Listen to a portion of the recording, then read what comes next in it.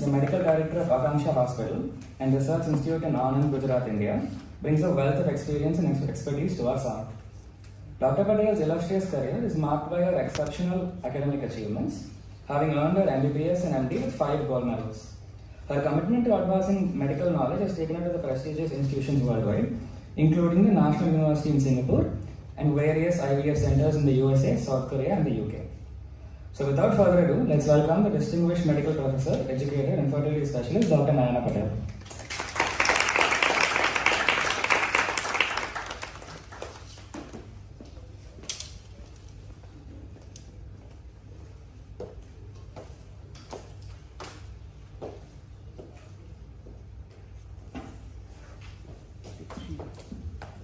Good morning, everyone. At the outset, I would like to wish you a grand successful conference over here, the Shastra Summit. I have a friend who is my age and has passed out IIT from Kharagpur. When I sent him the clipping from Times of India that I will be addressing a group at Shastra Summit, the first remark was heavy. The second one was, because this is my first time in IIT, and he said that you are going to be enjoying at IIT. And the third remark was that surely they'll appreciate your talk. I really enjoyed the IIT campus, the knowledge that I got, and this is my first time in IIT. When Mr. Pranav gave me a call that will you be speaking at this, I said, what? How do he just emailed me. And I said, how do I fit into this? He said, I've heard you at the Nirma Law University and you are going to speak on something on ethics in biotechnology. So now after getting into the depth of this subject, I know how science, biotechnology, ethics, everything is integrated. And today, in this early morning hours, I'll be speaking to you on this subject of ethics in biotechnology. And I'm very happy that I'm enjoying. I've been to TEDx talks to Symbiosis Pune, KIT University in Bhubaneswar, and I see the same enthusiasm and the people over here working around it with all the small hiccups that come in between. So, it's not able to move the slide. From here.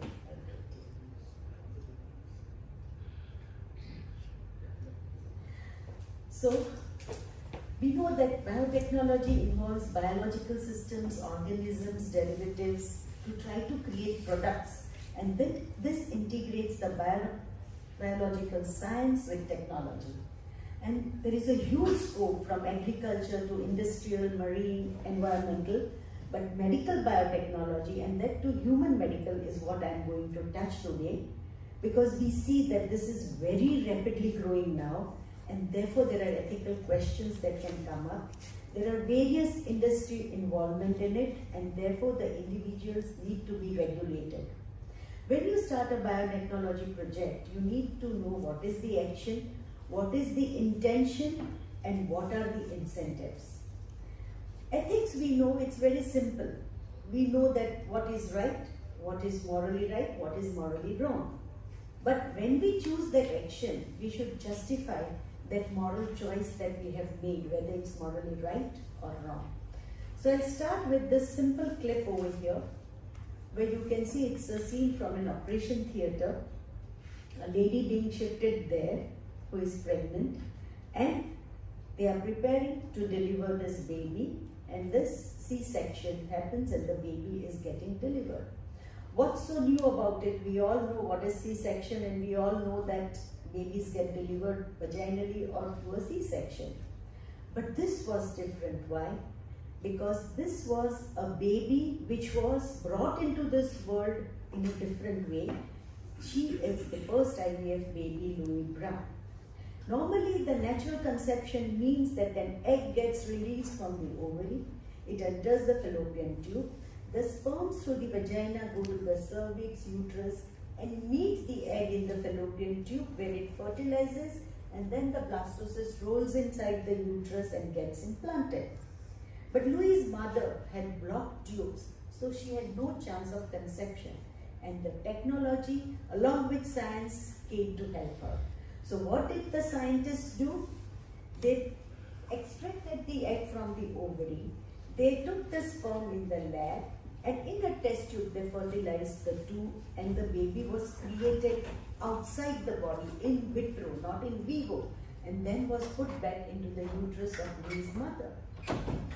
Nowadays, IVF has become very common because we give, normally you produce one egg. For IVF, we give injections for 10 days to get more eggs, take it out. We don't fertilize anymore in a test tube, but it's in a petri dish, and the embryo is put back. But what happened in 1978? After the birth of Louis Brown, Dr. Steptoe and Dr. Edwards, they had to face a backlash from the critics, heavily on ethics, and largely on whether such a practice would be considered ethical or not. This is 1978. There were religious concerns who criticized for praying God. Peers questioned the ethical merits. Lot of initial skepticism from scientific and religious communities. Success in infertility experiments shifted perceptions, but finally it paved way for wider acceptance despite early criticism. And 32 years later, in 2010, the same scientists were honored with the Nobel Prize. Unfortunately, one had passed away, and the other one, Mr. Edwards, had severe dementia, so his wife is receiving that Oscar on his behalf. So ethics and biotechnology, I feel that ethics should progress along with the techniques, the science when it is advancing. And today, there are 12 millions or more IVF babies, and I'm sure there could be one in this hall also. Or there could be somebody over here who may need the IVF technology. God forbid, but this can happen. It has become so common. And if we are talking about this, we should look at our own ancient history. Her choice. This sounds a lot like the modern day concept of test tube babies, doesn't it? It's pretty amazing to think that these advanced scientific ideas were already being explored thousands of years ago. Who knows what else we might learn from ancient texts like the Mahabharata? It's Karna. They said that he was born with the technique of IVF. But now, to regulate the ethics mainly, because we are so engrossed in our own field that we forget that what concerns everyone else, the government has come up with the ART Act 2021. But the IVF technology does not stop here. It has opened a Pandora's box. The surrogacy dilemmas, the pre-implantation genetic testing of the embryos, gene editing, which they say is going to be the future, the designer babies, cloning, artificial womb technology is now about to come, artificial intelligence. Why there are ethical concerns when it comes to human medical biotechnology? First of all, safety, the liberty, the justice, environmental and human nature, and religious beliefs. So when we look into surrogacy, I have delivered 1763 babies with the help of surrogacy, and this was our very first case, the grandmother surrogate case. This girl was born without uterus, and the marriage was about to be, the husband didn't want it because they wanted their own genetic material not ready for adoption. And so her mother opted to become her surrogate. Because she had eggs, the husband's sperms were taken, embryos were created and put into her mother's uterus, and she delivered the twins for her daughters. There were a lot of criticisms. There were some who appreciated it and some who were criticizing it. The professor in Hammersmith said that it's the ultimate act of altruism. Mother can only do it. And there were some who said that doctors are playing gods. The children will get confused. We are thinking on behalf of children, that whom will they call mother, whom will they call grandmother. It's changing all relationships. It's very unnatural and should never happen. And now in 2019, the children were born in 2004. In 2019, when they came to visit me, This is the grandmother, mother, and the 2 kids who are grown up now. What did the boy say when I asked him that how do you feel about this? They knew everything what had happened and how they were brought into this world. And these were his remarks: I love my mother, but I adore and worship my grandmother. It is because of her daughter I could see this world. So when we are thinking ethically, we sometimes cross boundaries. That aspect also, that we think too much, but ultimately this procedure of the surrogacy, grandmother, mother has given so much happiness to both the families and beautiful children on this earth. And then it was noticed by none other than You go to have a baby of your own. How far would you go to have a baby of your own? So this was noticed by Oprah Winfrey, and they called us to have a documentary on what's happening here. And Lisa Ling came to our clinic for 5 days as an investigative journalism. She went back very happy that there are so many females, 1 in 4,000 born without uterus, and many other indications, a kidney transplant patient, liver transplant patient, or mothers who have miscarriages at 5 months cannot carry a baby, who would need this technique, and there are so many voluntarily helping women. And she said that this is what I love, one woman helping another woman. Yes, we are correct that way, but then we have to see the ethical concerns also. The same thing brought me on the front page of the week, where 25 most controversial Indians were put. I became a very controversial person because of this. They say that you can love them, you can hate them, but you cannot ignore them. We have our own Modi ji also on this, and see where he has taken India today. So surrogacy is not new. Again, we look at the Hindu scriptures, we'll find that the transfer of embryo from one womb to another, the example is Balram. He was the 7th child of Krishna's parents Devaki and Vasudeva, but because Kans was killing all of them, the embryo was transferred into the womb of Rohini, Vasudeva's first wife, to prevent this baby being killed. And when we look at the book of Genesis, Sarah and Abraham faced infertility. Sarah turned to her servant Hagar, and traditional surrogacy was used, and Hagar got pregnant. But despite no biological link with the baby, Sarah and Abraham claimed the child. What are the pros? Yes, child for those who cannot conceive, they can have their own genetic material. It's a positive experience for all the people involved.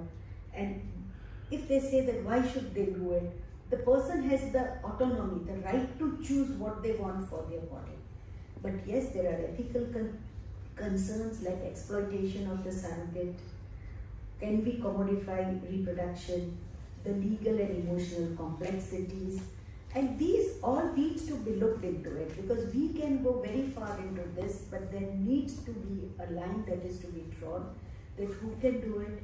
It should be altruistic, but compensatory surrogacy is the need of the hour, because for 9 months, if any voluntarily willing woman is going to help you, you can just take care of her medical expenses and her well-being. And that's why the Indian government has now come up with the Surrogacy Act 2021, where it's beautifully defined who can opt for it, how it should be done, what are the legal permissions, how a judicial magistrate will come into picture, so there is no exploitation of any person involved in it. Now, if the womb is not there or she cannot carry, the other option is uterine transplant. If we look at the medical transplants, kidney transplant, heart transplant, liver transplant, all these are life-saving conditions. And in transplants, it is written that only in life-saving situations you can do it. Uterus transplant is not life-saving, high chances of rejection, high miscarriage rate, and poor success rate. After this, the IVF has opened up the genetics and IVF concern. Now you have so many options. Genetic screening of the embryo, you can manipulate the embryo, but what about the long-term health implications, the psychological and emotional well-being, and the transparency in the procedure and ensuring equitable access. What is pre-implantation genetic testing?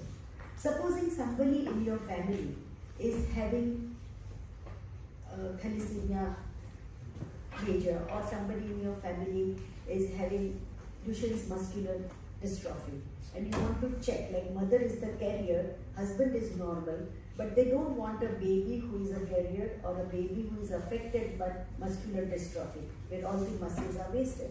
So they will go to the clinic, get the embryos formed, then take the biopsy from the embryo, send it for the checkup. If the embryo is normal, they get it transplanted.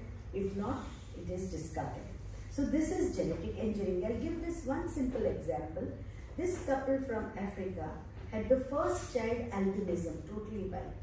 And in their family, in generations, they never had a baby who was an albino. They wanted a second child, but they wanted to see that that second child is normal and not an albino. Science has advanced, technology has advanced, and hence they went for this technique of getting the embryo tested and finding out the embryo which is not affected with albinism. We did do 3 IVF cycles, and after 10 blastocysts, we could find 1 normal blastocyst which was transferred. And this was the Asia's first case where a non-albino baby was born to this couple. But is this approach morally acceptable? There are questions that an albino baby can survive like any other baby. So why discard those embryos? We have to respect those embryos also. But at the same time, if the couple has got that access, the science has advanced. Should the ethics be advanced to make the couple happy, to bring in a baby which is normal? So there are a lot of ethical concerns when any new technology comes in, like the non-discrimination, justice, respect for embryos, even if they are pending for discarding, beneficials and non-beneficials, regulations, oversight, transparency and communication. And now a new thing has come up. When a couple is planning a baby, what they would want to know that are they healthy enough? Will they have any problem? And how about ensuring a very healthy child? Each couple wants a normal, healthy baby. So previously it was the blood group matching, you just get the HIV tested, the thyroid, the sugars, and take your folic acid supplements and plan a baby.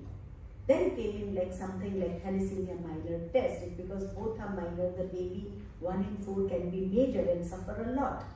But now there is carrier genetics testing which tells you about 420 plus genes. We know that human genome has been decoded. And that's very good information. But along with it, now we know that even before we have a baby, we can find out what are the problems the baby can have. So we know that 82% of the of us could be a carrier of 1 or 2 mutations which we don't know. There could be consanguineous marriage where there is a 16% chance of having a genetically defect baby. And therefore, and even 20% of the newborn babies that they die could have some genetic problem. So now we have come up with the carrier genetic screening, complete comprehensive screening of the male partner and the female partner. These two are IT graduates, this couple. They conceived in the first go naturally, and they had a beautiful daughter. Till 1.5 years they were not aware when they came to know that the daughter had spinal muscular atrophy, where she is totally paralyzed now. And she is a beautiful daughter, they love her, but they said that how can we prevent a second child for this?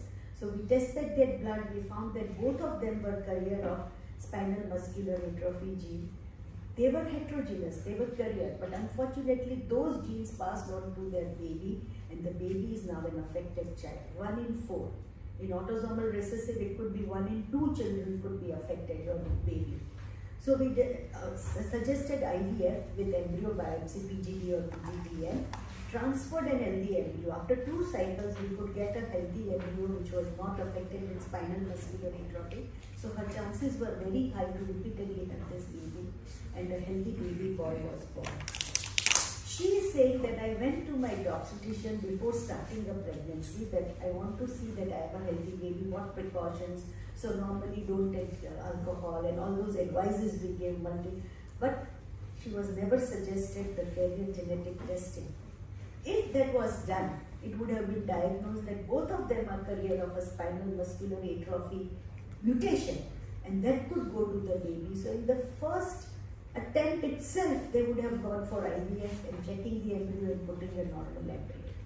So both ways, but this carrier genetic testing has got its own privacy concern, accuracy and reliability. The report can just not be handed over to you. There has to be a genetic counselor who takes you through the report, because understanding that 428 genes is very, very difficult.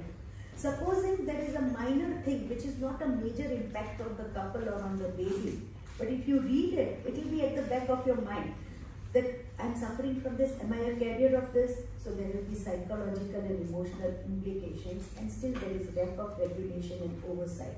So it's a very beautiful biotech advancement, but how to implement it, how to use it, and who needs it is also very important. So here, the ethical concern of that couple was very correct, the scientific concern of that couple was very correct, that we should have been offered the test, but again the ethical concerns come into picture. There is another proposition that we work on now, that we only give the information which is like going to impact the baby, the others we don't. But is it correct? That also is a question mark. I have a boy who comes for his couple who come for their treatment. The boy's family has Huntington's syndrome.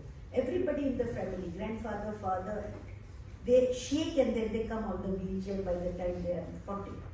He is in his 30s. I said, did you get yourself tested? He said, no, I don't want to.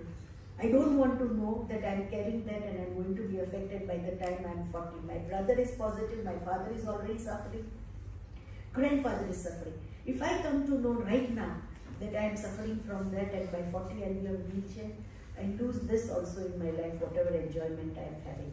I'll pass my life in anxiety. So I told the doctors I don't want myself to be tested.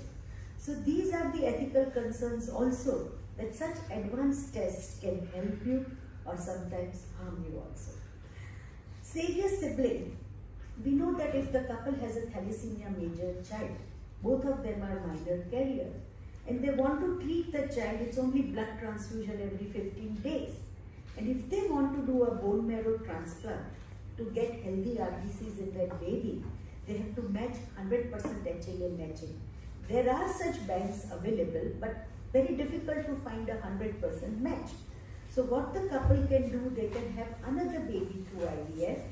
They check the embryo that it is normal or a thalassemia carrier, not a major, and then they do a 100% HLA match with the existing sibling. If it matches 100%, it is transferred inside the womb of the mother.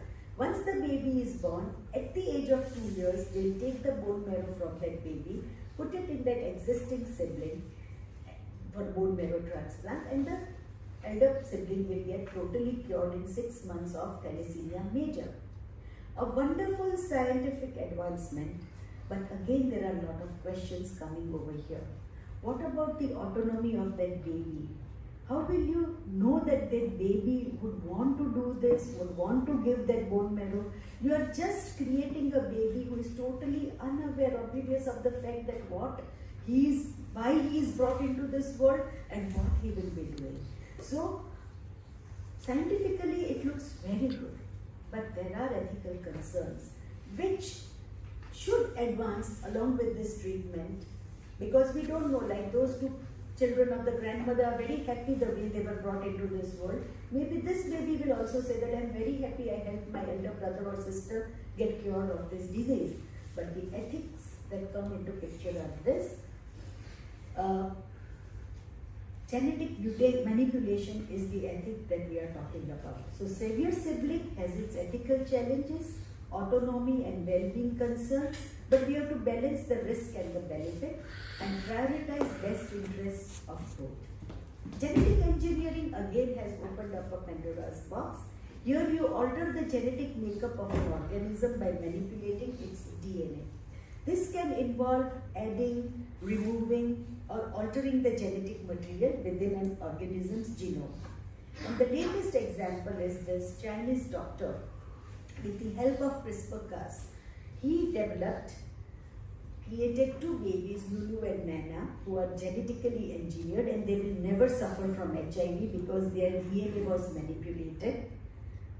But there was a lot of global ethical criticism, safety concerns, legal consequences, and ongoing worries about the well-being of the children. And he was jailed for 3 years in prison, and now he is out.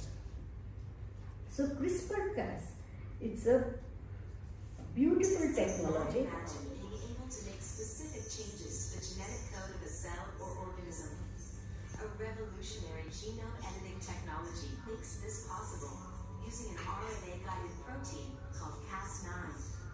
Cas9 searches through the cell's vast genetic material until it finds a sequence of DNA that matches the sequence in its programmable guide RNA. The guide RNA enables Cas9 to open the DNA helix, then to position two molecular blades to cut each strand of the DNA double helix. Repair enzymes seal the gap in the broken DNA, sometimes by inserting new genetic information supplied by the cell or the experimenter. In this way, disease-causing mutations can be corrected by changing the underlying genetic code. Scientists are now using this Cas9 technology for research applications in human health, So once again, this has opened. Imagine you have this world of CRISPR-Cas9 where you have access to this powerful gene editing tool. There is no limitations. Now we are not bound by the nature, what nature gives. We decide what we want. We can rewrite our genetic code, cure previously untreatable diseases, and enhance human traits. But at what cost? Let's delve into the ethical minefield of CRISPR, where the lines between the treatment and enhancement blur, and our choices could shape the future of humanity. This is just one scenario. Sarah is suffering from cystic fibrosis, a debilitating genetic condition, and CRISPR can offer a potential cure, correct the faulty gene in her lung cells. The benefits are clear. She will have a healthy life, extended lifespan. What's wrong in it? I think it should be given. But is editing her genes solely for the purpose of her health justifiable?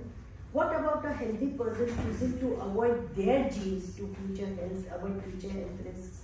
Who decides which genetic conditions warrants CRISPR-Cas intervention? Could this lead to discrimination against those with undesirable genes?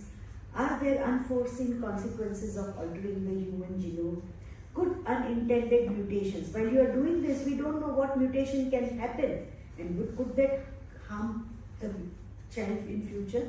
Or another scenario where somebody wants to enhance their athletic performance.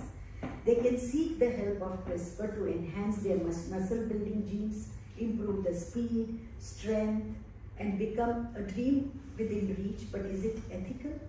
Is it fair to enhance natural abilities, creating an uneven playing field?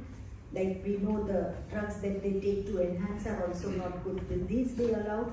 Does this violate the spirit of sportsmanship and competition? So where do we draw the line between the enhancing physical performance, creating designer athletes? Could this lead to a society obsessed with genetic optimization? And what are the social and psychological implications? And could it lead to discrimination against those who choose not to modify their genes? So these are just two scenarios, but this could open up a huge arena of things that could happen which we do not want at. So we have to balance the potential benefits of genetic engineering with the need to protect human dignity and equality. So ethics are, you can potentially create a germline which you want, but the controversial use in human embryos questions altering the human genome, worries about unintended consequences and ecological impacts, and lack of clear regulations concerns potential misuse. So there are ongoing debates about this CRISPR, which is used a lot in chemical and industrial, but what about it when it comes to the human? Now I go to the designer babies. We all can now have a baby of our choice if this comes into picture.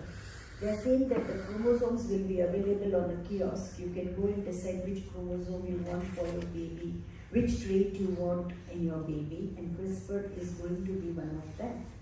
So literally you can go and find out what type of baby you want. There were designer houses, designer hats, and now designer babies. The first, they are congratulated, you now have a Versace baby.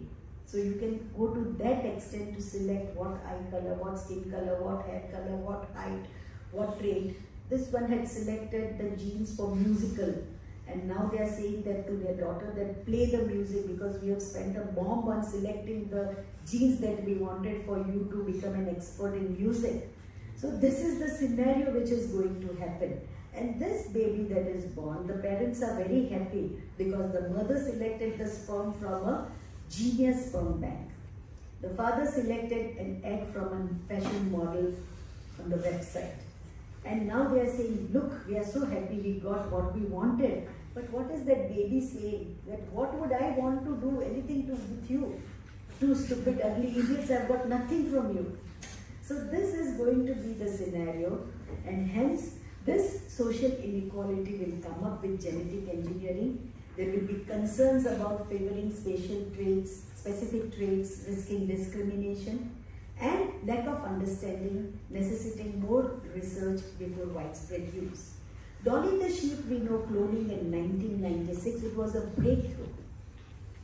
The sheep's, even now if a male does not have sperms, total azoospermia, we can use this technique. We can take an egg, take out the nucleus, take out a cell from the man's skin, and then take out that nucleus and fuse it in the egg with electrofusion and grow the baby.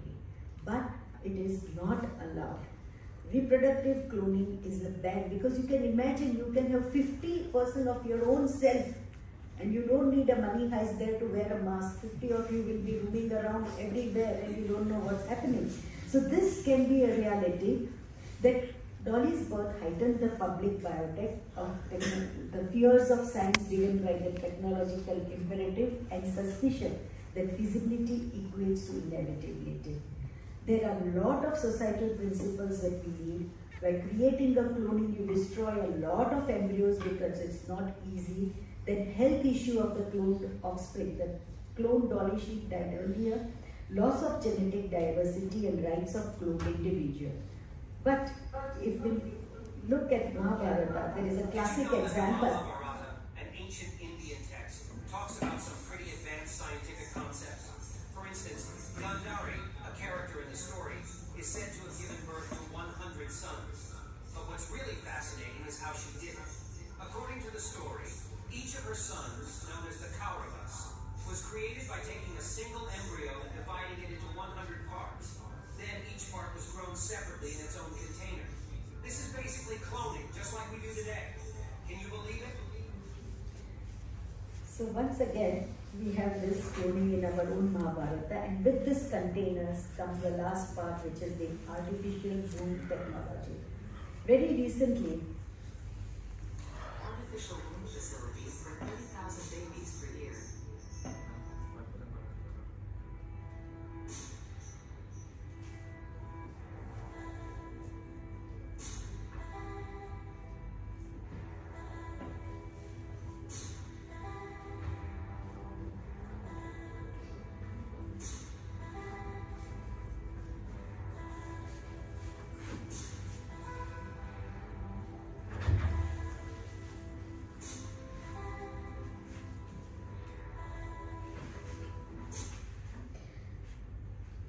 so how far we are going, that is what we should learn. What does this bring? The right to life and personhood, parental rights and responsibilities, access and equity, safety and long-term issues, ethical limits and boundaries, maternal-fetal bonding. This is visual bioethics. You can go and see your baby grow, you have put up there. But what about the feeling that a mother gets, the bonding with the umbilical cord, the kicks that the mother feels, and what we drink, what we eat, or Ghar Sanskar, what will happen to all that? And seeing ectogenesis, your baby grow live in front of you like this, how many people will see that? Would you want it? So the natural conception growing up, this is very good for severe preterms or multiple cesarean patients. But when it comes, somebody is very busy working or somebody is in the glamour world and does not want to carry a baby, will this be the right thing to have a baby into this world? Also the social impact, legal regulatory, research ethics and environmental and resources considerations. So this ectogenesis, if you see the Matrix movie, that's shown in a plastic bag, a baby is growing. We are not allowed to grow an embryo in the lab after 7 days. Maximum it was previously 15 days. But now you see a whole baby growing outside. You can just say if you are busy working that today you tell your partner, you go and check on the baby, feed the baby, give the fluid that she wants. Or you know the gender of the baby immediately. I mean, it is, to me it appears very crude, but yes, it could be correct for some patients who have preterm deliveries or multiple C-sections. And the artificial intelligence and machine learning has come in a big way. During the COVID pandemic, we found that the robot nurse, Mitra, Tommy were there. They are beneficial, but again, ethical concerns that human touch is lost. And human touch is what we want. A nurse attending you is like more than a mother to you. That's why we call Akanksha more than the mother. So these issues should be prioritized. The human dignity should also be prioritized. There are transparency for AI decision should be there. Then even you have to see that the data is protected. Long-term societal impact should be seen. There should be proper ethical framework and all the stakeholders should be involved. Now we are getting robotic ICSI machine. You don't need andrologists. The sperm board will decide which sperm is good and select. So what about minimizing the job impact? These are various considerations which need to be taken into consideration. And now we talk about bioterrorism. We cannot call COVID-2, but could that be an example? That was a lab procedure going on, a natural mutation, but the virus leaked out. And what a havoc. What a havoc it played in this world. We lost so many dear ones. Everyone over here must have lost somebody whom they know or their family. This is bioterrorism which can happen with the science and technology and biology coming together. So there could be deliberate, unethical use of biological weapons. There should be international treaties and ethics in response, resource allocation, treating prioritization, balancing them, and individual rights should be taken into consideration. And for this, our own ICMR has now come up with the guidelines for artificial intelligence and biomedical research and healthcare. They've taken into consideration everything. I just got to know that any data collection is leaked out. The person who has collected can be fined up to 250 crores, which was news to me. So that much of impact it will have now with these guidelines. Validity and reliability of AI technology. How do you confirm it that this is valid, this is the real thing? Then anonymity of the patient's data, transparency, legal compliance, participant patient protection and data security, risk assessment and external audits.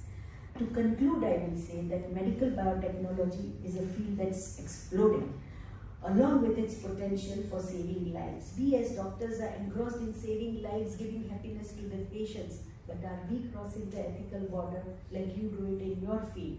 So, as the field grows, people from all types of industry are going to be required to make decisions. I have not touched the pharmaceutical part, the clinical trials, the drug making. That's a huge topic. But whenever you are doing this, consider bioethical challenges alongside the benefits of ERT, informed decision making, prioritizing personal freedom, uphold the bioethical principle of patient autonomy in decision making. You don't have to impose anything. Emphasize the need for informative and non-directive counseling. Human dignity. We are playing with the human lives, human emotions. So that is very, very important in genetic interventions. Environmental stewardship, avoid harm to nature, global equity, accessibility when it comes to biotechnological benefits, ensure diverse voices shape the future, build a future with technology in ecology in symbiosis, and bridge divides for universal access to advancements. The journey ahead is definitely fraught with challenges, but let us not flinch. Let us hold fast to our highest ideals, our unwavering commitment to ethical exploration, and our shared vision of a future where science and morality forge a brighter tomorrow for all. Remember, the power of biotechnology lies not just in its ability to manipulate life, but in its potential to elevate it. Let us be in the generation that chooses the later. We want to elevate the life, building this incredible force with wisdom, humility, and unwavering commitment to doing good. As biotechnology evolves, we should also evolve our ethical standards, because I gave examples which were recognized 3 decades down the line. So ethical standards must progress to guide the responsible innovation. We can do a lot of things, but must we? That should be the question, to balance the situation of ethics and biotechnology. Ethics and morality are the compasses that guide us through the life's complex paths, reminding us that the true measure of success is not found in achievements, but in the integrity of our actions and the kindness we bestow upon others. Thank you so much for this meeting. We'll have a 5-minute Q&A session. You can raise your hands if you have a question. Ma'am will pick it and you can say it. I'll bring a mic to you guys.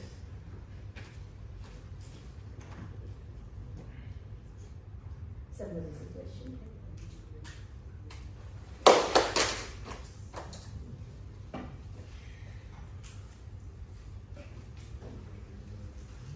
Mine doesn't seem to be working.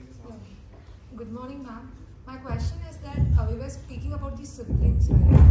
So we do have stem cell therapies, right? Why do we have to go to an extent? Look, stem cell therapy and HLA matching is something different. Stem cell therapy for thalassemia major will not work.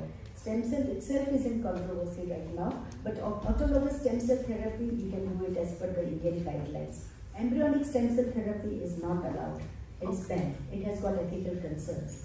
But when we are treating thalassemia major, we have to have a bone marrow that is 100% match, HLA match.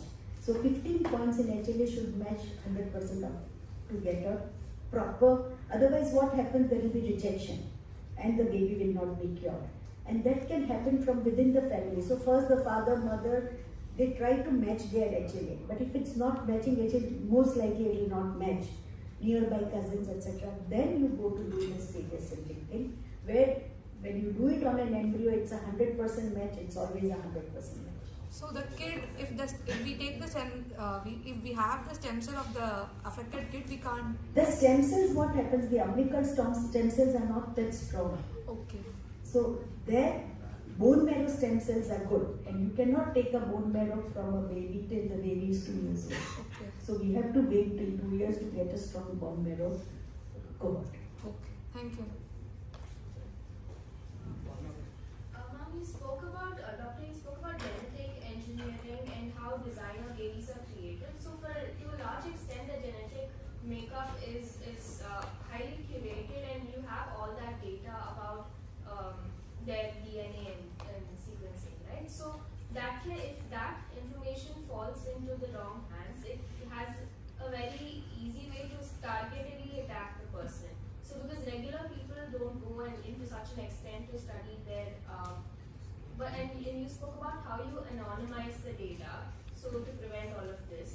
But what about their regular healthcare? Because you also need to do research to see if this genetic engineering and modification is affecting the babies in the long run, but you also have to keep their data secure. So how do you go about that? So this is futuristic. It's not now. Right now, genetic engineering is not allowed except for 1 or 2 diseases that they are trying to find it out. But we cannot use it. It's a ban globally. That's why the Chinese scientist was put behind the bars. But this is the future, and it's very easy. It can be done. You can select it, and that's why we remember the eugenics of the Nazi time, where they would tubectomize or just vasectomy for the men who were not good. unhealthy and only allow the procreation for men who were very healthy and can bring strong soldiers in this world. This is something of this sort only. So there will be eugenics coming into place when you do this, that unwanted genes are thrown out and the wanted genes come into place. But this is about the future, that if at all this genetic designing baby, like I want blue eyes, black hair, comes into picture, what happens and what are the ethical challenges that I have discussed? We have a question. You can ask them. Yeah, so we have a question from one of the online delegates. Does the selective genes birth can evolve? Consider the example, if naturally the genes of n-1 generation evolved to create the better defenses against the advanced viruses. However, if the selective gene having generation, which has genes from the n generation which has not been evolved, then in this scenario, are we not creating the vulnerable generation? I mean, difficult to understand this question, but what he means is the same, that by selecting the genes, gene editing and gene engineering, you can do this, that you can bring in the population which is maybe criminals if you want all over the world. You can bring those into the picture. It can be used in a good way also to bring healthy soldiers. But yes, the generation after generation, if you have some abnormal gene and that needs to be curated, it's a wonderful device. But if it is used to totally change it, to evolve and make a new generation, without that, it's, I would say, ethically not correct.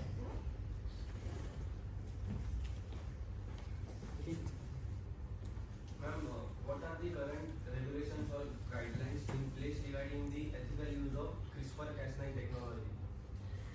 CRISPR-Cas9 has not been used too much in the human medical technology so far. There are few experiments going in the US, Mexico, and this China was under the table, they had done it. But there will be a lot of regulations when CRISPR-Cas actually starts helping the human gene editing.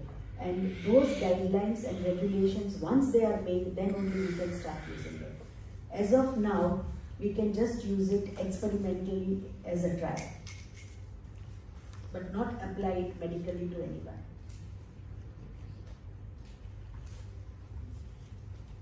Any more questions?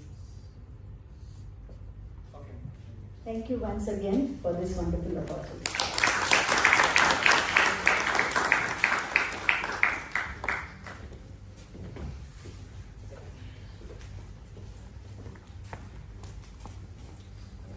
Some of very important pertinent things are addressed.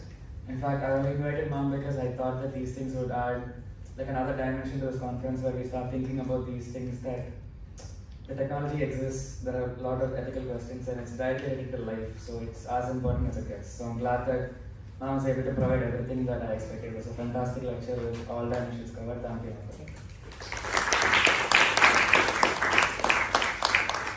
And I invite upon the Science Head, Rishikesh, to present now with a memento appreciation.